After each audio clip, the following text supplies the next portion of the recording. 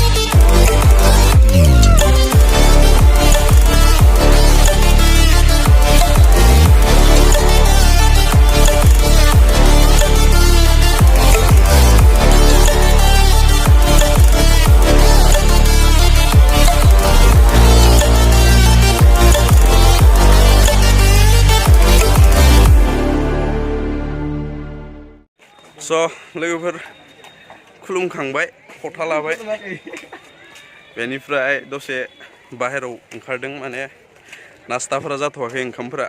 स' गाइस नायबाय थादो मा जायो दिनैनि दिनाव। जाहैबाय जानायनि आरोना पुरा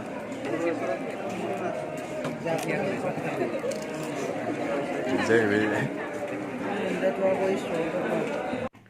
स' लोगोफोर न'आव मोनफैबाय। बेनिफ्राय फैनाय टाइमाव आं जेबो भिडिअ शुट खालामासै। बेनिफ्राय आं माने ट्राइपड बा गरिल्लापड जेबो लांफायाखैमोन।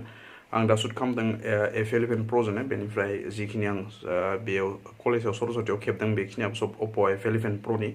बेनिफ्राय भिडिअखौ मोजां मोनदोंब्ला लाइक खालाम, कमेन्ट खालाम, शेयार खालाम, लोगोसे चेनेलाव गोदानबा साबस्क्राइब खालामदाबाव। स' लोगोफोर दिनै भिडिअ बेखिनियानो, नेक्स्ट भिडिअ नुगोन। Thank you.